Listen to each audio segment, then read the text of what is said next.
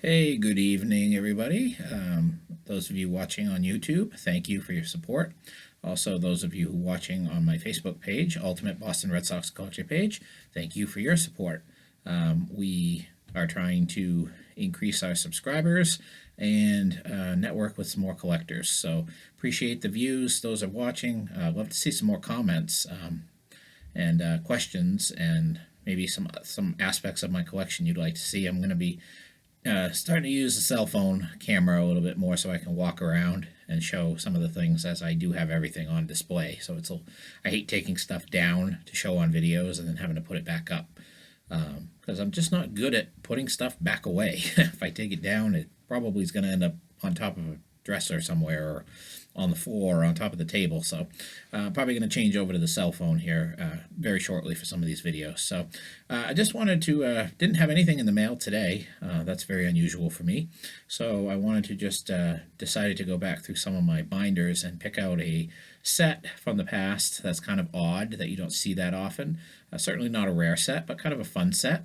It's 1970, and I should know this, and I'm drawing a blank. It's either 1976 or 1978 Papa Gino's discs.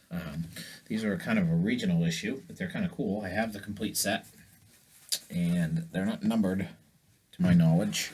Let me look at the backs of these here. Actually, they are numbered. There's 40 discs in the set, so it's a pretty sizable set. I have them all here in the pages. Some players that you'll recognize names and some players that you won't recognize names. Page 1, Alan Ripley, Jerry Remy, of course most of us know who he is, Jack Brohammer, and Butch Hobson, who was a good Red Sox player and later became a manager. Of course, we've got Eckersley, which leads me to believe this is 78, not 76, because that was Eckersley's rookie year, and he was on the Indians as a rookie. Sam Bowen, Rick Scooter Burleson, and of course, just simply Yaz. We all know Yaz. Bill Lee, very popular Red Sox player. Bob Montgomery, probably more known for his announcing days. Dick Drago, and the steamer Bob Stanley. Fred Kendall, you can actually tell he came over from the Padres. He's actually wearing a Padres hat. A clean-shaven Jim Rice, you don't see that very often. The big guy George Scott, and Tom Bergmeyer.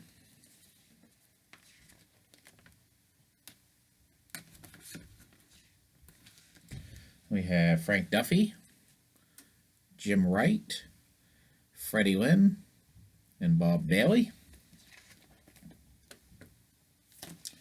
And we have Mike Torres, Bill Campbell, Louis Tiant, and Dwight Evans. Now, I'm going to have to do a little research here, and the last card, of course, Mr. Pudge, Carlton Fisk.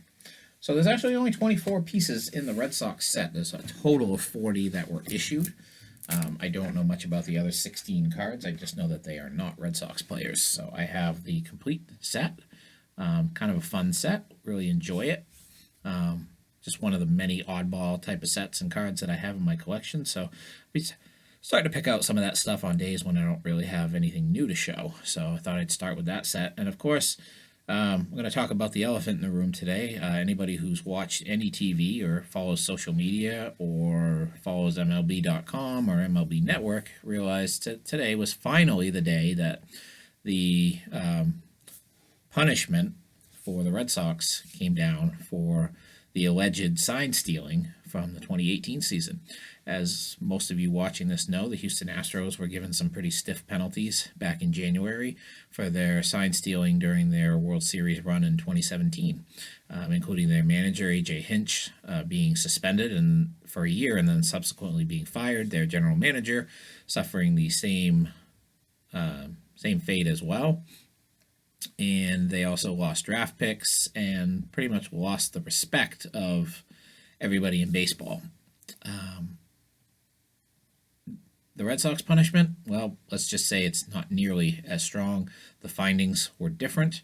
From what I understand, it was a video replay operator who was the lone gunman, if you will, in this saga. Apparently, he was basically passing along information about different sign patterns to some of the players, And somehow, Alex Cora, the rest of the staff, didn't realize any of this was happening.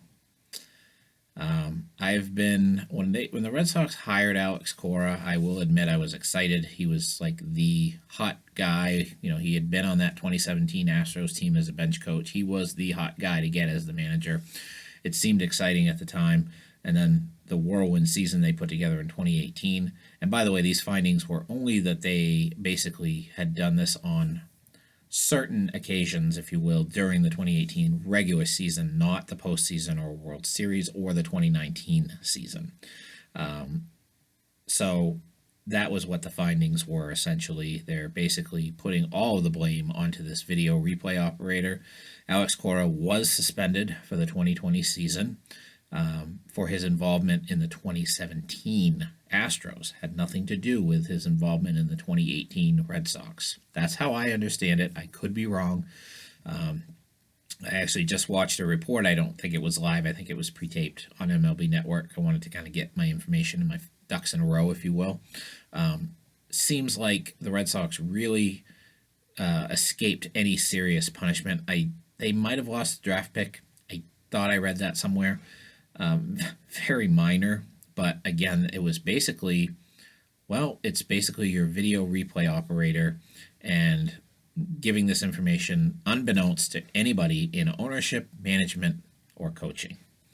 I find that extremely hard to believe. I am a die-hard Red Sox fan. I always have been, and I will continue to be. But as far as the open door that essentially has been left for Alex Cora to return to the Red Sox after the 2020 World Series by giving Ron Renneke the interim tag, I don't feel the Red Sox would be in any way intelligent, for lack of a better word, to bring Alex Cora back. I think his name is forever tainted.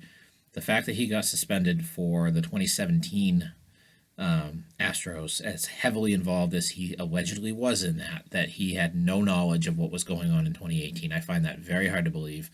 Again, I'm not here to bash Alex Cora. I am looking at the information that's been put out to the public and giving my opinion on it. I don't want this guy back. No way. He should never get another job in baseball as far as I'm concerned.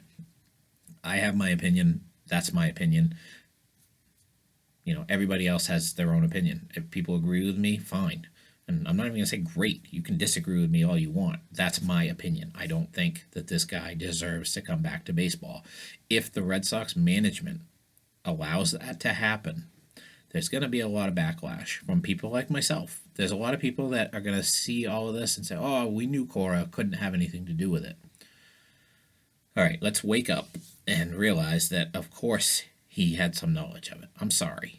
The report says otherwise. I don't agree with it. I don't think anybody's that naive. When you're suspended for something the year before and you're telling me you knew nothing about it happening on your new team, when you're now the guy, you're not the bench coach anymore. You're the man. You're the manager.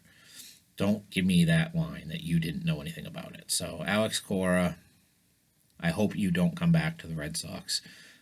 I don't think you belong in the game. I think that you've kind of overlooked the integrity of the game. You've put a black mark on the Red Sox. You've put a black mark on that championship team. And if it is true that they used it during the regular season, not the postseason, again, this is going to be a home game thing, just like it was with the Astros. I don't know. I have that's my opinion. I'm entitled to that as a human being, and I'm expressing it. And if people disagree with me, go ahead and put comments below. I welcome people who think differently than me. That's fine. Everybody's entitled to that. And I just feel like I'm glad that it's finally out. I don't know what took so long, especially since it was such a minor little graze on the wrist, not even a slap on the wrist as far as I'm concerned. Alex Cora, if this is all that Alex Cora is getting for this, then Pete Rose should be allowed to come back into baseball tonight and be elected to the Hall of Fame tomorrow. That's my opinion on that. What Pete Rose did was not right, but when you look at what Alex Cora essentially is getting away with, and I honestly think every indication is they're going to bring him back. They don't want Ron Renneke. He's an old school manager. He's an old school guy with old school thinking. They don't want him to be their manager moving forward. Now, I don't know how the players feel. I don't care how the players feel. I don't talk to the players. I don't know the players. I don't care what they think. They don't, just like they don't care what I think. But I really don't think this is the guy to lead the team moving forward. And I really believe in their minds that Alex Cora is coming back in 2021. And if that happens, am I going to still be a fan? Of course. I don't care who's on the team. I don't care who's leading the team. I just would feel a little cheated by that. That's just my opinion. But that's pretty much what I have to say about that. I wanted to express my thoughts on the subject. Obviously, it's what a lot of people are talking about today. I'm probably one of hundreds, if not thousands, of blogs and videos that are talking about this tonight, offering their opinions. And now, those of you watching, and I know it's not many of you, but those of you who are watching, you got my opinion. Put some comments. I'd love to hear from people. Nobody's really commenting on my videos that are watching it. If you're that bored and you have nothing else to do, write something down on my page. And I'm still looking for subscribers. If you're watching the video, just take a minute and subscribe if you would. I would really appreciate it. Kind of at a standstill there. Those of you who are watching this on Facebook, if you're liking my page, if you can go to my YouTube channel and subscribe. Again, it doesn't cost anything to subscribe. I never really understood subscribing to people's pages before either, but it doesn't cost anything, and just showing your support for a simple guy like me who likes to talk about baseball and likes to talk about the Sox and show off his collection. So that's all I got. I'm starting to run close to 12 minutes here, but again, post some comments. Give me some feedback. What do you think? What do you think about the decision laid down by Major League Baseball today? That's all I got for tonight. I wish I could have talked more about cards, but hopefully I'll have some things in the mail the next couple days. And until then, have a great night, and we will see you soon.